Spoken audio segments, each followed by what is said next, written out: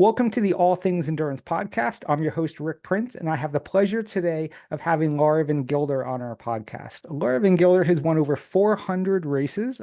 She's probably one of the winningest female bike racers in the world.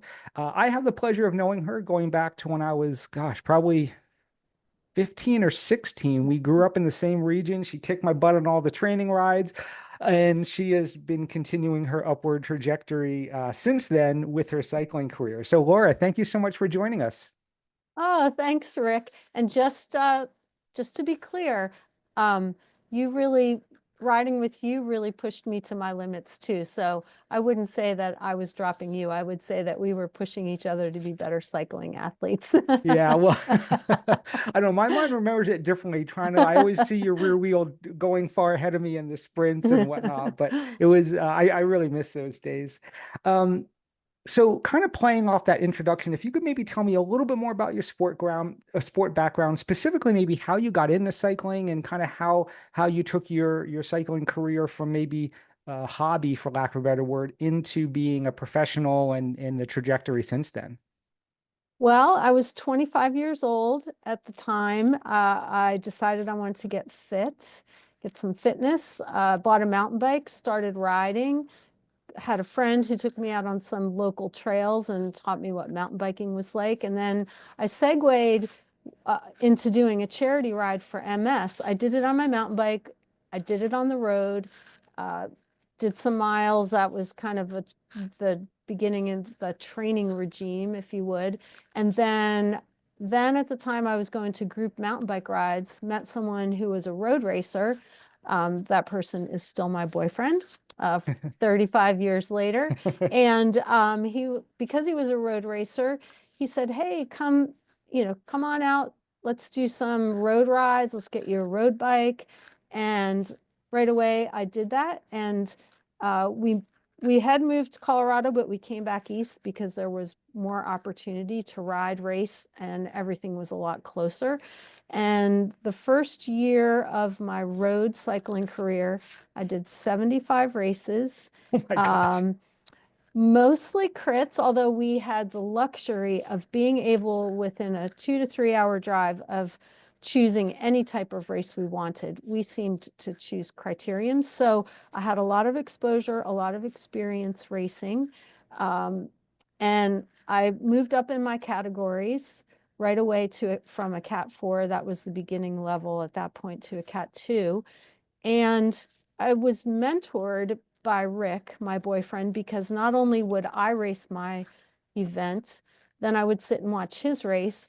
And on the way home, we would talk about our racing, and I'd talk about my experience in the race. He'd clarify maybe some things I could have done better, some things I did well.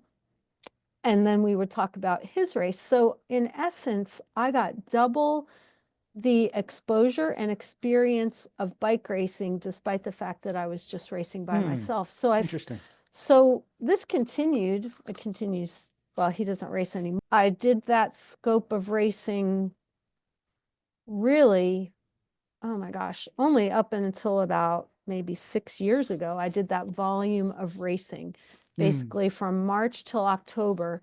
Um, and when I started doing cyclocross, of course, then it continued March till, uh, you know, January or February, whenever Worlds or Nationals was. So, so I just built on that amount of racing, and I had a lot of success, and I had a lot of exposure to big teams and opportunities, and I flew around the country. So, that was the fast track Yeah. Yeah. of it. I mean, there's lots of things along the way that occurred, and but that was how I got into it. Recreational cyclist in the Northeast, but lots of opportunity here then. It's changed now, but lots of opportunities to race and get into it. Yeah, yeah, yeah. The sport has definitely evolved over the years, right? I remember again growing up in that same area where, especially I think because T-Town was near, Trexlertown was near, there was a lot of crit series in that area. And now, yeah, I mean it's hard, you're kind of hard pressed to find a lot of the stage races are certainly gone, right? And Oh, you're yes. it's mostly all gravel or maybe some mountain biking, but even crits are kind of hard to find now, I found, there was just sort of the bigger ones, right? Not a lot of the smaller ones. You're exactly right. The scope and depth of racing that's regional for Pennsylvania, New York, and New Jersey, I would say it's like a fifth of what it Hmm. was. Yeah. Um, you just really had such a nice variety. You had, as I said, races in that tri-state area. Then you could venture into Maryland and New England, Yep. which we did to round it out. But yeah, it's kind of sad to see, really. Yeah. And yes, some other events have filled the calendar, but it's nowhere near the amount that we enjoyed in the heydays of the, late 90s and early 2000s, I would say. Yeah. Yeah. Yeah. I always felt sort of lucky on one hand when I was living in New York because they had the CRCA series there. With the exception of like the Harlem Crit or something, you're just racing in the park all the time and you're getting up at, some ungodly hour to race in the dark for the first few laps. And I remember like, oh, this is cool because we have the opportunity, which a lot of people don't have, and it's so close. But at the same time, like you said, it certainly lacks variety because you're doing the same course against the same people every single weekend. So yeah, I certainly I think again I'm not competing anymore, but if I were, I'm sure I kind of missed that to your point, the heyday of racing when there was a good variety, a lot of races on the schedule and things like that. Yeah, yeah. Yeah. So how many years from the time you maybe first did your first bike race till now, how many years have you been competing? I've been competing 33 years. That is awesome. And yeah, it's, I feel incredibly fortunate. The Yeah. opportunities that I've had and the places that I've raced and the high profile events that I've done, the people I've met. I'm completely addicted, which is why I haven't retired yet. Yeah. There's nothing that makes me happier than going to events and seeing familiar faces and being involved in it. Yeah, yeah. I mean, that really is. I mean, for 33 years, I mean, that is your world. That's your community, right? Right. It's Yeah, so it cool. really is. It really is. And maybe I'm just scratching the surface of what there is in for masters racing moving forward. I've never really focused on the opportunities that are there for racing with road worlds for masters. I've never considered that, but after competing this year at gravel worlds, I met some people and I thought, oh, maybe this is the trajectory. This is the next step. But um, yeah, it's been an amazing journey. Yeah. I never would have expected this. I really didn't come um, from that athletic of a background growing up. I will say I was a recreational athlete. I enjoyed swimming. I enjoyed skiing. I did all of these things especially skiing with a group of guys who pushed me to new limits and brought out the best in me as an athlete, but it was never an organized sport. And I never found my organized sport in high school. We didn't offer swimming Hmm. at our school. Otherwise, I probably would have been a swimmer. That would have been my sport of choice. So to that end, I think because I was never an athlete that had to have a dedicated training routine um, or with a team, when I found cycling, I was ready to be all in, Yeah. ready for what I had to do to be a better athlete. And, that didn't, I figured it out as I went, as far as training and focus and preparing for events. But I think that's what's kept me so fresh for all these years because at the beginning I wasn't a burned out athlete from a high school or college sport because Hmm. obviously at that point I had graduated college and again never found a sport there that beckoned to me. And so I was ready to embrace what it took to be a high level athlete.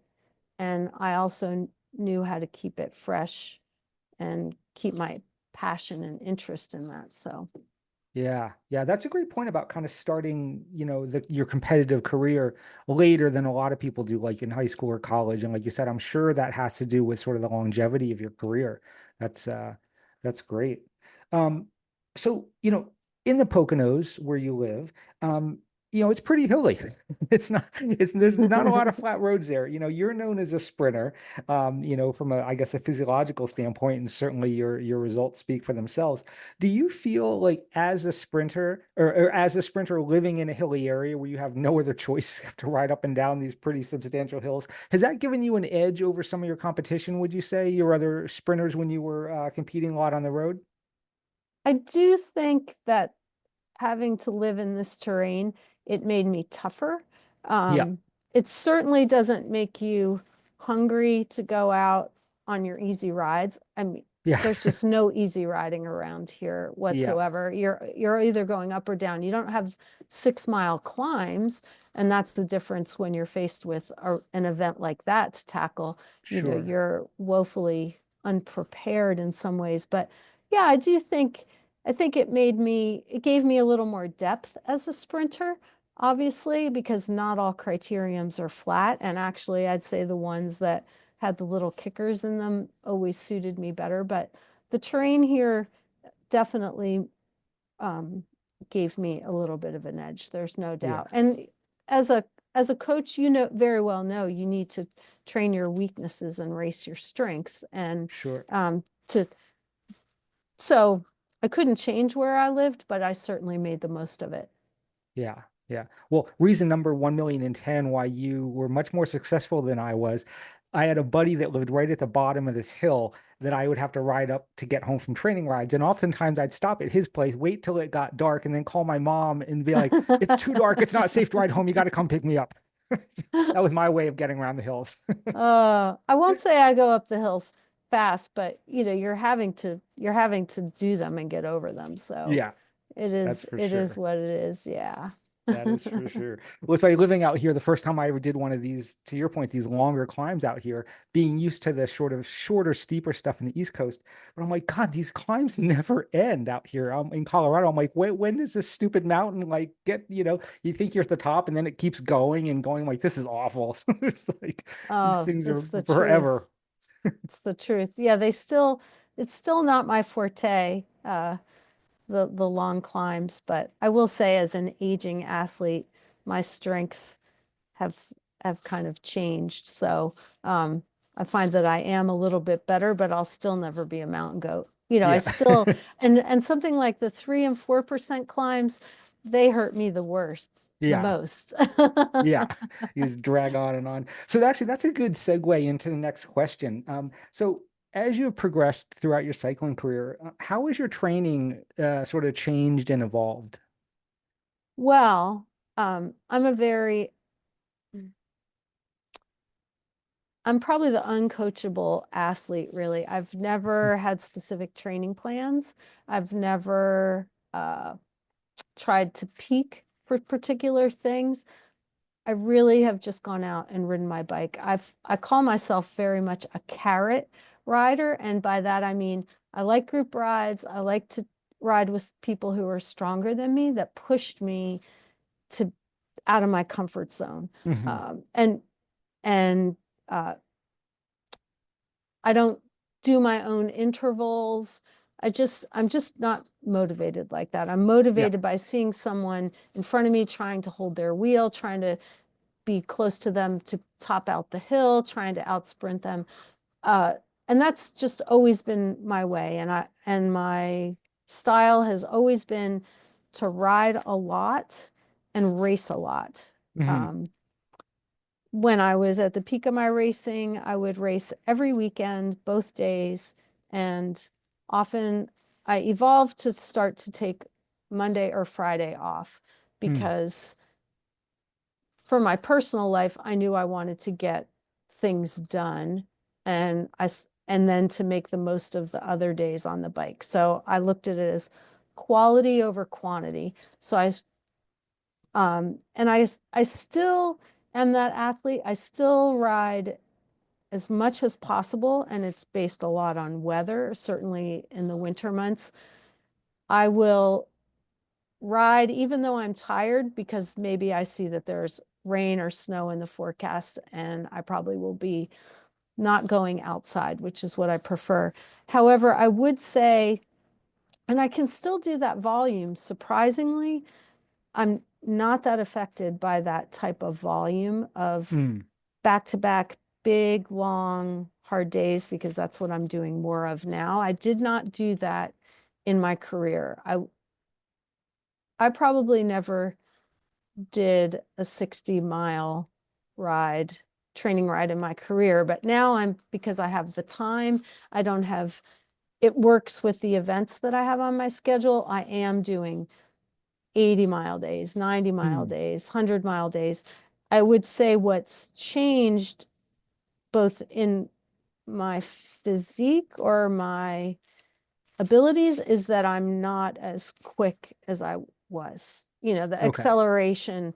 I certainly don't go out of the gate fast, which everyone seems to do these days. You know, they get on their bikes and boom, they're going. And I'm a little bit slower to warm up, but I can go the distance. For instance, I typically do, say, a local crit. I'll do 4 back-to-back races, Oh, which wow. may equal 80 to 100 miles. And, um, you know, I get better and better as the day goes on, and I still have that speed, but I'm not, I would say I'm not as fast as I used to be. The way I sprint is definitely different.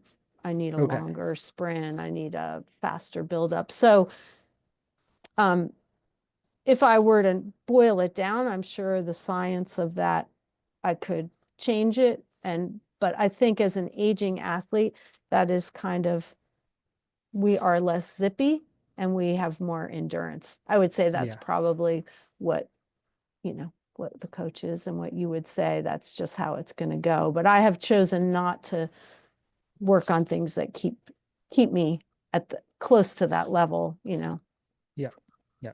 Yeah. No, I appreciate that. I think it's really important for people to hear that because I think that so many times, you read about training programs, you read about whatever, and this is oftentimes, this is the way you need to be doing it versus there's so many ways, right? Like you don't have to be on there doing preset intervals. You can go out and, like you said, just do group rides and respond to attacks. And I think that's really one of the most important things that not a lot of people talk about is the motivational factor of what motivates you to do something. I'm sure that if you didn't go that route and you went, okay, well, the book says I needed to be doing these, intervals on the trainer, I'm sure you probably wouldn't have the longevity that you did because you might start to hate it. So maybe it's not so much fun. Yeah, I do think looking back at my career, um, I've always wanted for it not to feel like a job and yet Yep, have success. And so what are the components of that? You know, again, quality versus quantity. And for me, that's group riding or finding friends to ride with or going to training races yep, or racing multiple days on the weekend. And that's been okay for me. Maybe other people don't want to sort of rise to those occasions, and they're better to use a coaching plan, and they're very good at putting their nose to the grindstone and following that, and I can appreciate that. sure, I just get distracted. I, I don't know, it feels more like a hand on a hot fire, hot coal, to do that. And I'll push back on it, even though I'm certain that I could accomplish whatever someone sure. said to do to me, but I'd much rather do it a different way. And so being allowed to do that and mentoring with coaches so that the mental aspect of that is good, right?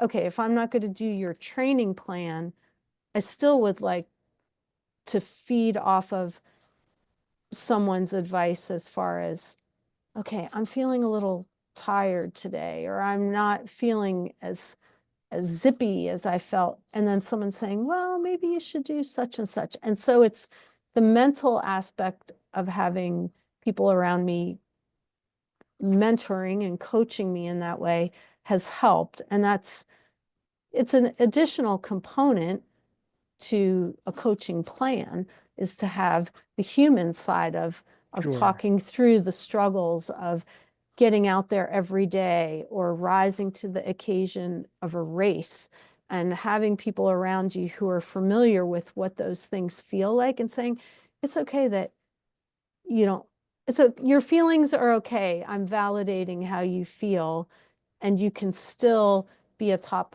performer despite that. So don't let that get in your head. So Yeah. I think I've been really lucky to have those conversations and be willing to say, I'm worried, I'm scared, I'm concerned, uh, you know, prior to going to an important competition, and having someone say, this is okay. And maybe you need to do this. Maybe you need to take a day off. Maybe you need to motor pace, you Yeah. know, so.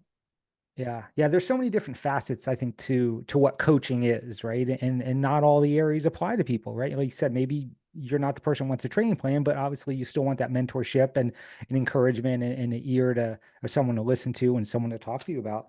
Um, so again, maybe a good segue into the next question as well. So what's kept you training and racing for all these years? I mean, I'm assuming it's you have to love what you're doing. You have to really enjoy it, otherwise you wouldn't do it. But maybe past that, like what's that thing or things that really keeps you, sucked into this sport and coming back for more every year?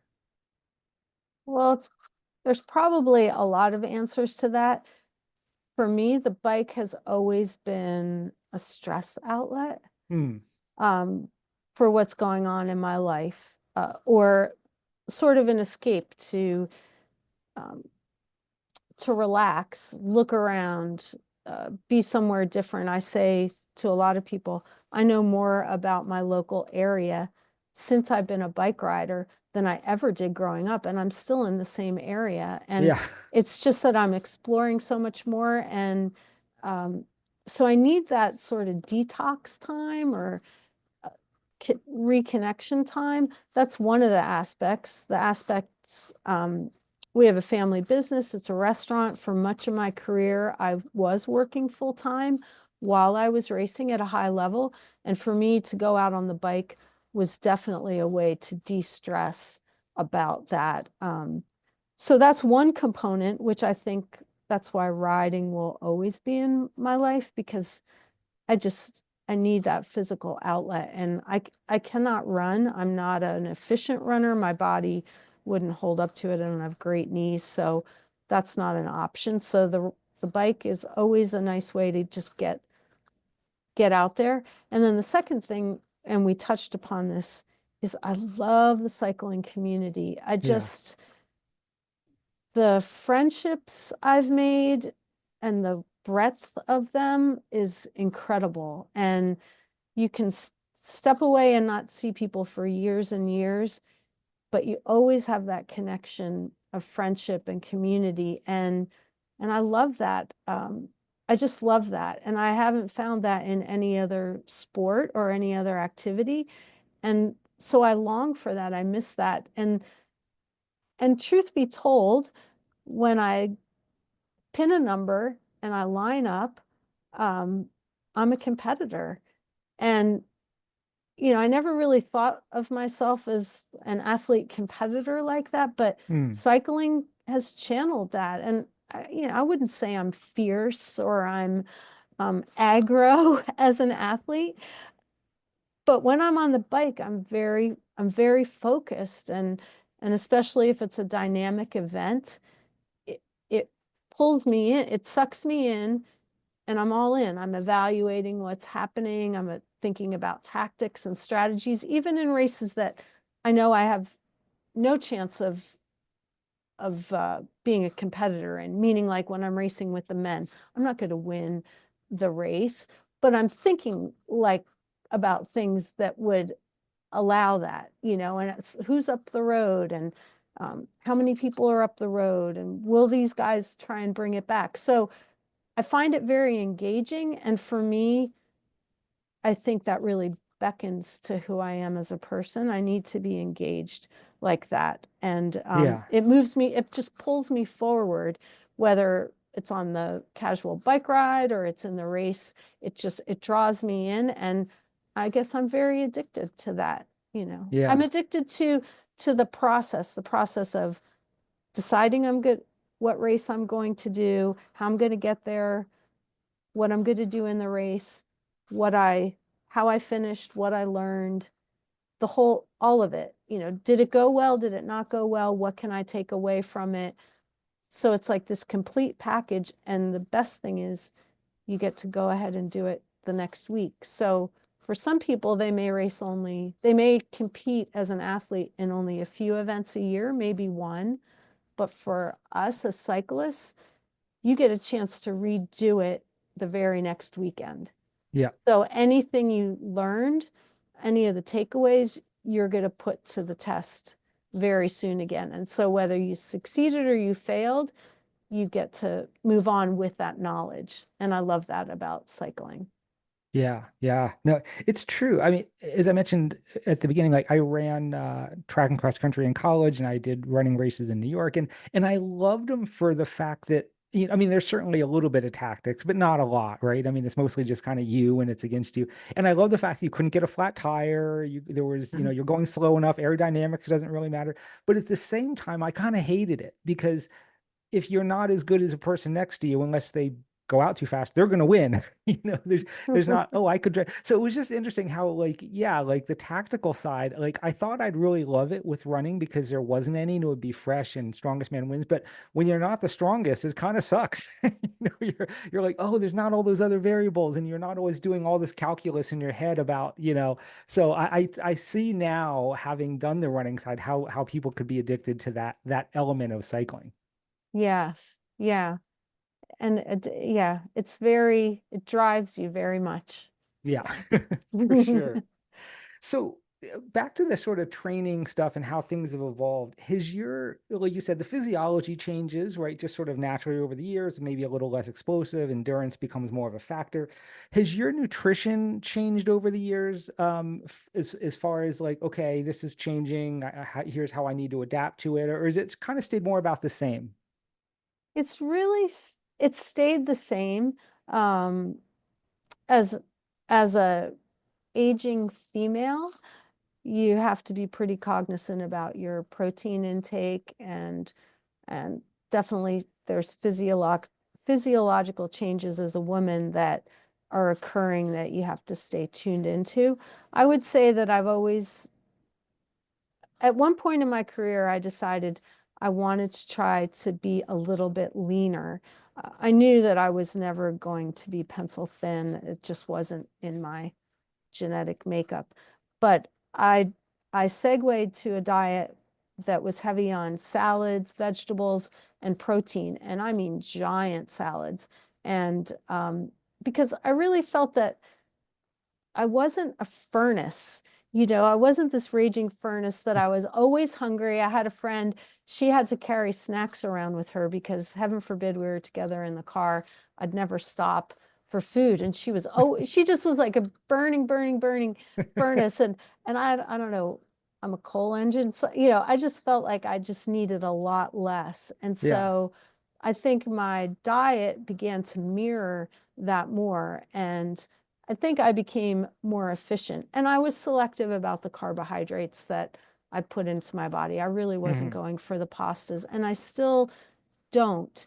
But I am cognizant more, I would say, the last few years of proper fueling and making sure that I'm eating on the bike with the gels or whatever foods are available and easy to digest and get into your system while you're riding. And I'd say I probably was a little more lax at that earlier in my career, but I think I'm very cognizant about eating right away after a training ride and things like that. But I would say overall, my nutrition has kind of stayed the same because I look at my metabolism and I think that has primarily stayed the same. The difference being just sort of a postmenopausal woman. There's science behind that. Sure. that you need to really be aware of so that you are getting the right things into your body, especially as an athlete, um, you know, just to be at the peak of your performance. So, Yeah. Yeah. Yeah. No, I completely agree with you. So, you're now racing as a master, you're racing in the master categories. For someone who is either transitioning to the master categories or someone who's maybe just getting into it, what advice would you give to other masters athletes? well, I was probably practically a master when I was 25 when I started all of this. And Yeah, oddly enough, and I'd like to point out, because I think some of the things I've had a lot of success and I've been racing a long time.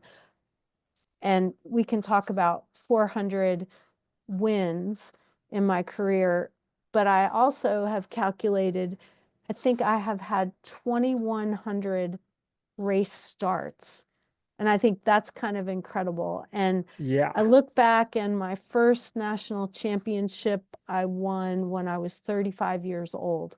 Now, as someone who came into the sport um, so late, I was discredited as being someone who was going to accomplish very much, because everyone's thinking you need to be young, you need to be younger. sure. How about Yeah, that? And I'm pretty proud to think that I won a national championship at 35, and I'm sure the median age of the people that were racing with me was not 30 to 35 or 35 right. to 40. Um, and then I started cyclocross when I was 37. Oh, wow. No, Okay. I'm sorry, 45. 45. I went to Worlds for the US road team when I was 37 and 40. I was selected to the road team. And again, I think that's pretty incredible. I wasn't thinking of myself as a masters athlete then, but by you know, all reason I was, right? These are age groups that you win national titles in for masters. But in my head, I was competing like an elite athlete. Sure. And for a woman, I think you can do that. I think you shouldn't look at your age and say, I'm not going to get involved in this sport. I'm I'm too old, because Yeah, there's plenty of opportunity. I think for men, it's a little different to take it to the highest level. And I'm not saying every 35-year-old woman is going to go on to be an elite national champion, but you can. So don't look at that and look at it as limiter. And then I think my two worlds teams for cyclocross, I was 45 and 46, and I okay. represented the worlds there. So um, I think it's about your dedication, your experience, the knowledge that you can gain from others. Of course, you've got to train, and you've got to put in the time, but you can achieve great things even as someone who's over 35, which is a typical master's athlete. Yeah, And certainly there's plenty of people who have athletic backgrounds that come into cycling and take that very fast trajectory. There's no doubt right. about that. So I think, especially today with the training tools that are available to you, um, you can really laser focus your efforts. I don't use any of that. I don't use power meters. I don't use a heart rate monitor, although I think probably that's one of the things I would like to bring into my training, because as an older athlete, I think we need to recognize that there are heart issues, especially for cyclists, that tend to pop up as we age. And a heart rate monitor is a good way to begin to do some tracking of that, so you can you know prevent anything from cropping up unseen. But there's lots of opportunities for masters racers, lots of events that have those categories within crit, road, cross, and gravel, and mountain biking. So lots of opportunities to do that. Yeah, yeah.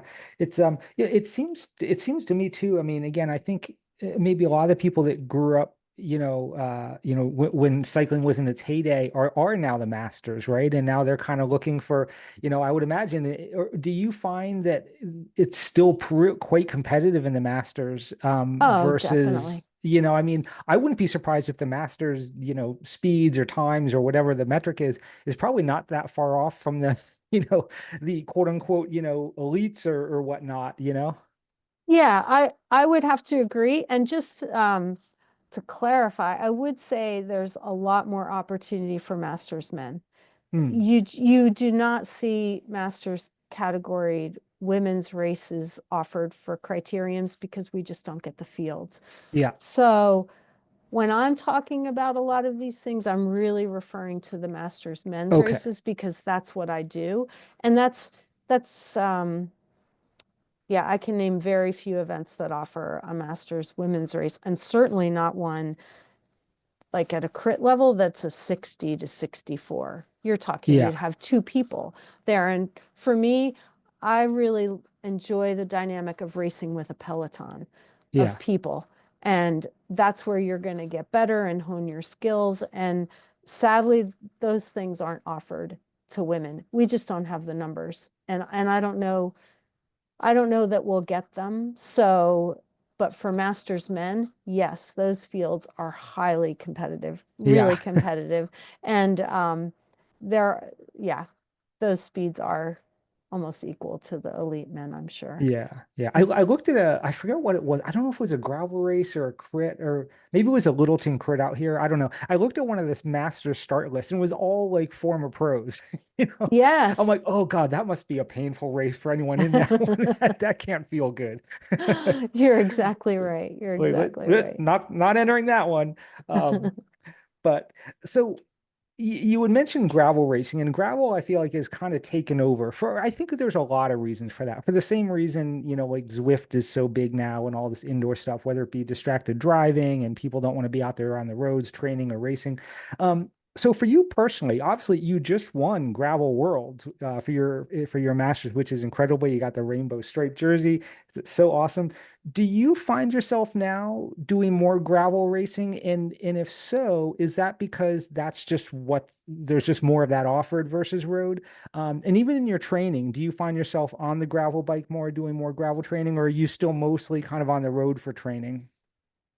I still am mostly on the road. However, I do tend to pick a route to train on, and that's on my road bike that encompasses some gravel roads. And to your point, yes, it's because I like to be in an area where I feel like I have to worry less about the traffic. Yeah. So even though actually I have to climb about an hour and 10 minutes from my house to get up to these roads, I find myself choosing that more often than not.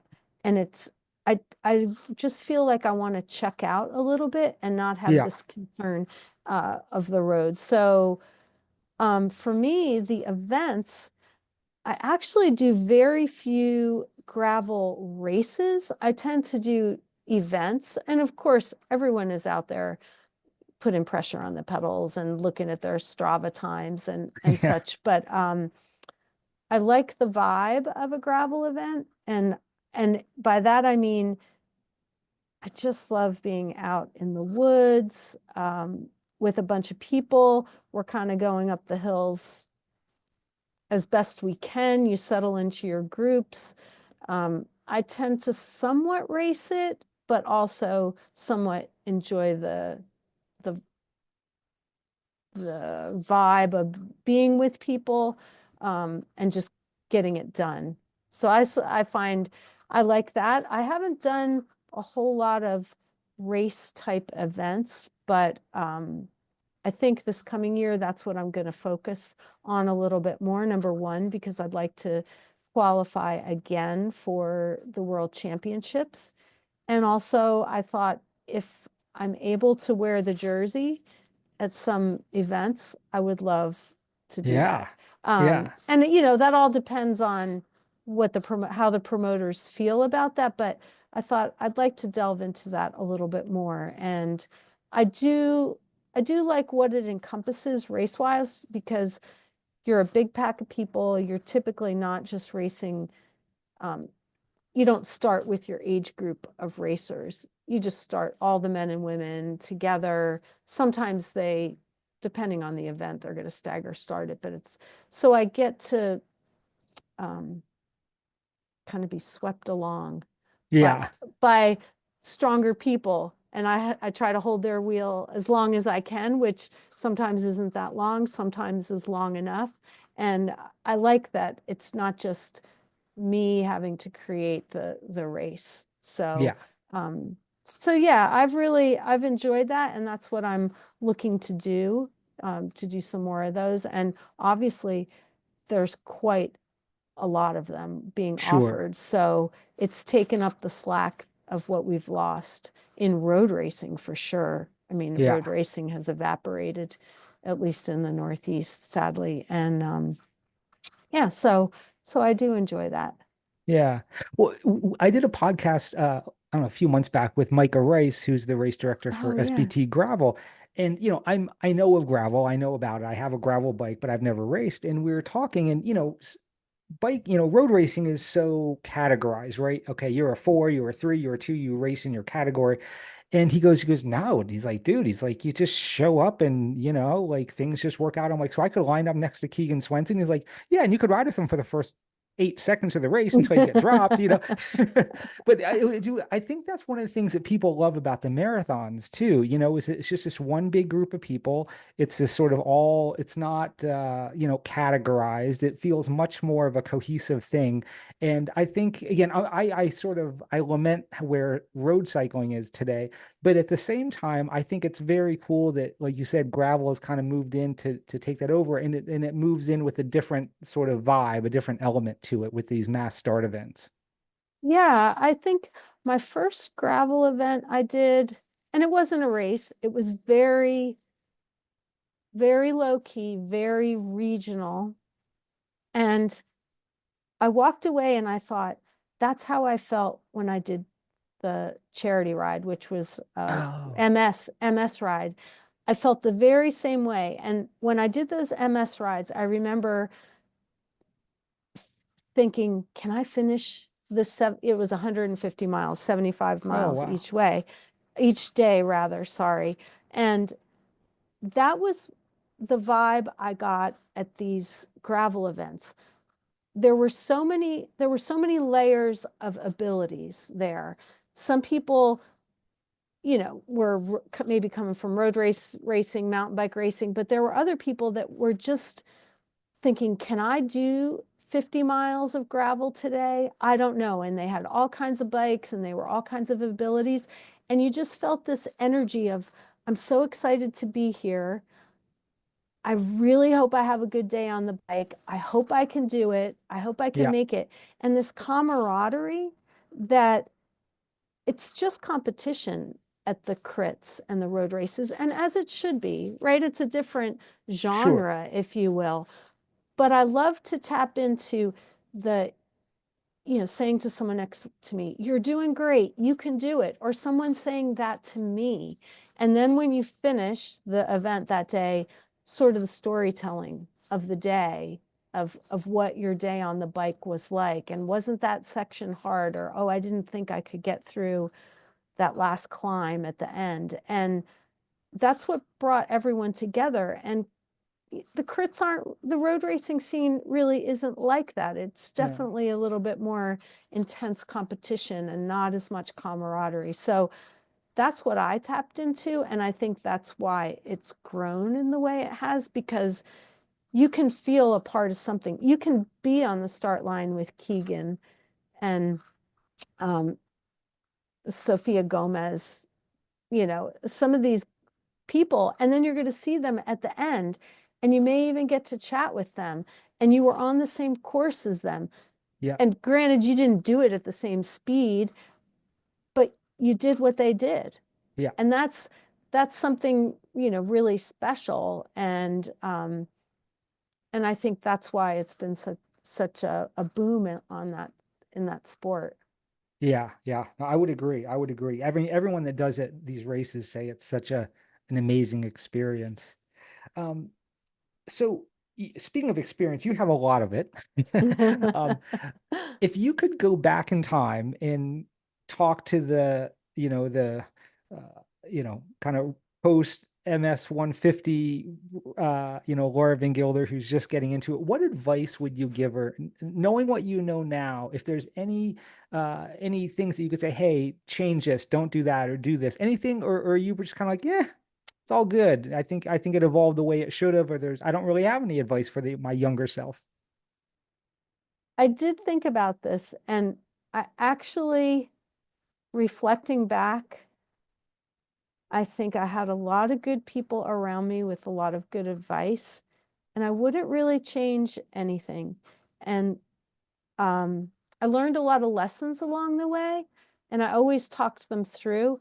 I think, as we talked about before, I didn't come from a high level sport where I was burnout on training Yeah, or the idea of training. I tapped into the mentoring aspect pretty early on. I got a lot of good insight from I listened to people. I listened about their racing experience. So I built that on my own too. And then as my career evolved, I was a single, I was the only woman on an all men's team hmm. and the only supported rider, I should say. And Okay. I was able to sort of look at what was out there and decide, do I want to apply to teams, or am I satisfied doing it the way I'm doing it as a solo rider? And I was earning money. I was winning races. It was the hard way, of course, competing against teams. And then eventually I applied to teams and got on some good programs. And Yeah. then a few times I went back to being a solo rider. And then again, I got onto some good teams. And at one point in my career, I realized it wasn't a job to me, that the joy and the passion I had for riding and racing was more important than a paycheck. And I stepped back again and made different decisions Hmm. about teams. I was glad that I had the courage to do that, because sometimes when you're moving forward and moving up in your career, you're just always going after that next big thing. Sure. And I said, no, I'm not enjoying this. I need to I need to bring back all the things I like, being on a team with people I like. And it doesn't matter that either the paycheck's good or the perks are good. If the um, if the energy isn't good, I'm not going to be happy, and I'm going to burn out of this sport and walk Yeah. away.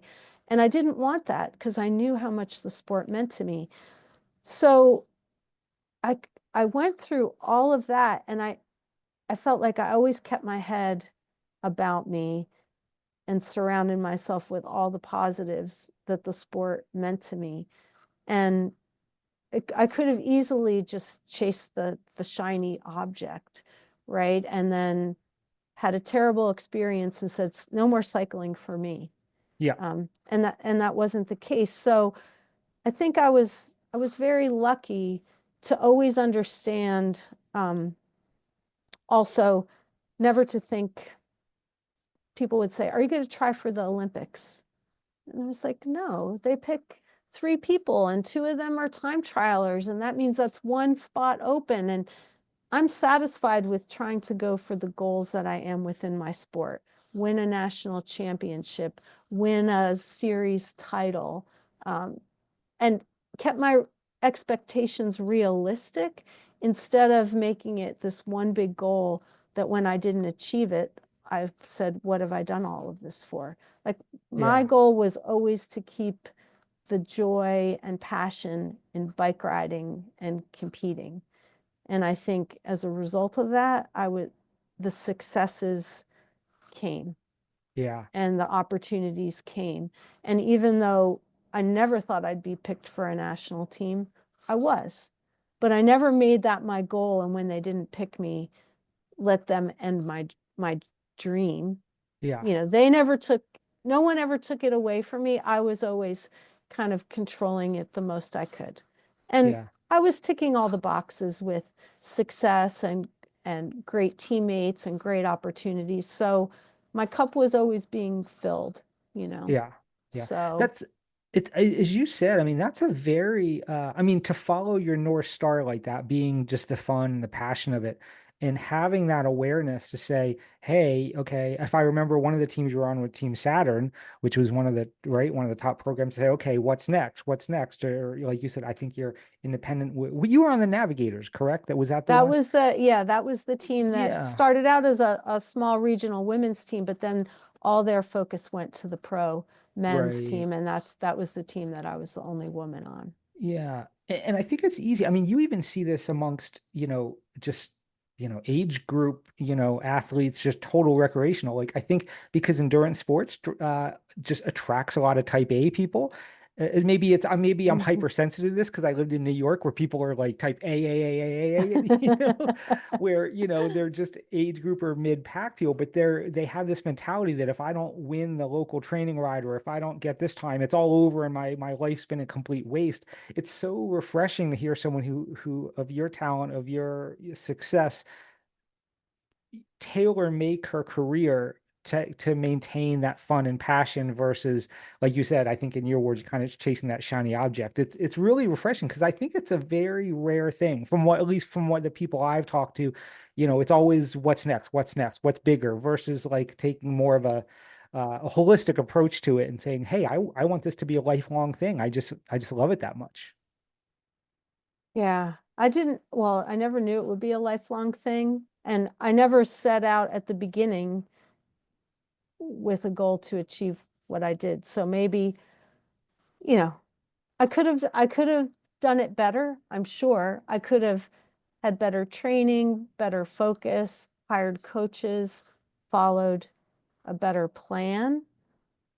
But I'm okay with Yeah. with what I achieved. I think I'm still doing it. And so Yeah. many people have had to walk away for lots of reasons. I mean, especially as a woman, I knew I wasn't going to have children, so I knew I didn't have to give it up to pursue that. Sure. But women have so many more demands on them and that they have to walk away from their sports because they can't split their time that many ways. Hmm.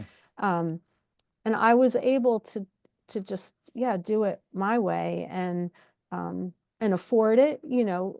Rick has he's always supported me, not necessarily financially, but he's always supported me, and I think actually that's one of the key components of having a significant other. He was the person who, when I met him, he had the dream to be the cyclist. He was Mm. at the Olympic Training Center, I'm sure hoping to be picked and selected.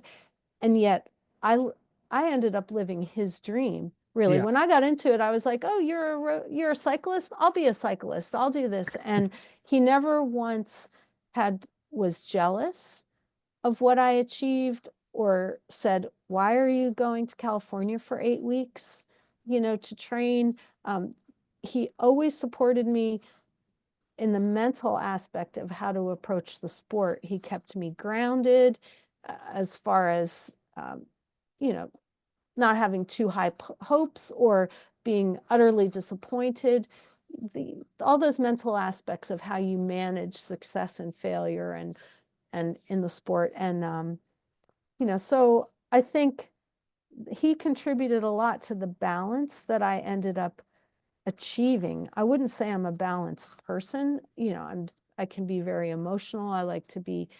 I am type A, maybe A minus, because I know a lot of the A. I was on world teams with a lot of the A plus plus girls, and I think we all identified that we were A types, but that we were just different levels of that. And but I think he helped me achieve like a balance and yeah, a balance with it. So um, even though I could say, what should I have done differently? I don't really have regrets Yeah.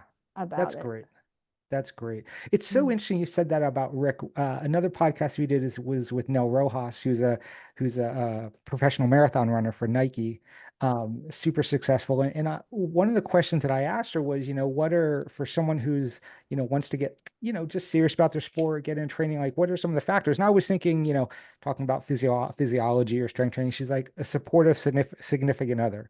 If someone that like you said won't mind you going out and doing the 4 or 5 hour long run or whatever it is, and won't be Yes. resentful or whatever. And again, these are all the things like when you talk about coaching or training that never really come up, because it's always focused on the physical. But these are things that are so important that can make or break someone's athletic career, I think, or someone's passion or love for a sport. So I'm so glad you brought that up with Rick. Yeah. Yeah. And I during the whole process, I didn't necessarily always identify that.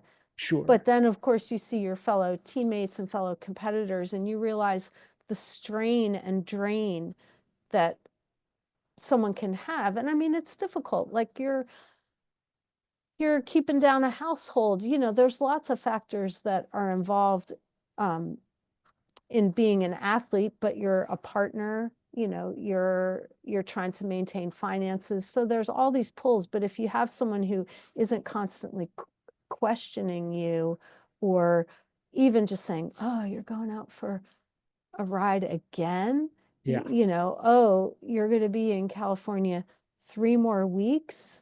He always would say, nope, that's fine, not a problem. And I mean, I would always try to hold up my end of the bargain. uh, I would never spring it on him. And Sure. so, yeah, I do feel very fortunate. I know that was a key component mentally for me because I tend to worry. So I would have said, oh, no, then I'll just come home. Yeah. Oh, no, Yeah. I just won't go. And so, yeah, I can attribute it. Even going to Worlds this year, for the gravel, I knew all summer long I was going to be wanting to do that once I made the qualification. And some things just came up that looked like it was going to prevent me from doing that. And the buildup was not perfect the last month in any way. I ended up also getting sick, and I kept saying I should just not go. Mm. This is probably a waste of money, even though I had a lot of things in place that were going to make it really affordable. And Rick encouraged me to go. He said, all right, so things didn't work out just like you would have hoped as far as your training, your preparation. He said, but this has happened to you before. So what? Go enjoy the experience. Just participate. You've made the selection. Have fun. It's Belgium. You know what that's like. It's an amazing place to race. And and I went, and I thought, it's true. I need this sort of as a little break too, a mental break. And let's just do it. All the cards are in place. And again, without someone to just say, it's okay if you're not as prepared as you thought, you Yeah. know, you're still an athlete, and sometimes those things still work out. So Yeah. Yeah. I mean, you definitely, I think, when it comes to a significant other, you definitely need them in your corner. 100%. yes, yes, yes. 100%. So to finish off, cycling goals, what, in future tense, what are your cycling goals for this upcoming year? If you even want to discuss it. If you don't, that's fine too. But anything that's sort of on your radar? Well, before it snowed this week, I was really gung ho because we've had a really mild uh, fall, early winter here in the Okay. Northeast. So it's easy to just look at everything. But as I mentioned before, I would like to qualify again to go to Worlds for gravel. This year it's in Nice. I'm sure the course will be completely different. It might not suit me as well as I felt Belgium would suit me, but the experience was amazing. So the qualifier that I probably will do is Paris to Ancaster because it's here, it's close to me, and I can drive.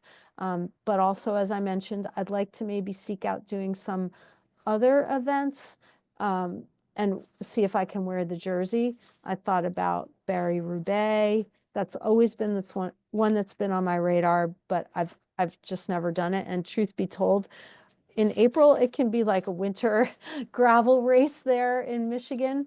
Um, And then I'm really excited. So this year, they just announced that Masters Road Championships will be in Wisconsin at the Tour of America's Dairyland, which I Oh, love. yeah, you know I that love well. their, yes, I love their races.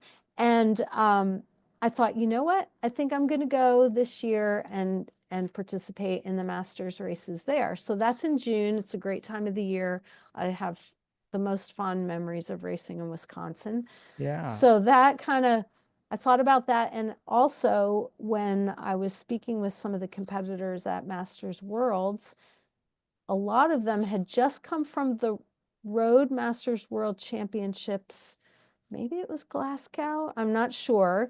They were doing gravel Masters Worlds, and then they were going to track Masters Worlds. Now, I don't have any interest in track, but I thought, wow, maybe I'll think about going to Road Masters Worlds. I'm not sure what country Yeah. that's in, but it seems this group of athletes is really competitive, and I really liked the energy that they all brought to the racing, and I thought maybe this would be what I may segue into. So I still am going to try to do some crits at the high level, women's crits, Tour of Somerville at the elite level as well. I'm not just going to be a masters racer, but so those are sort of my hopes. I will say my nerve in crit racing is a little bit less than it's been. So I have to overcome that hurdle a bit because it's pretty hard to ride around at the back of the pack.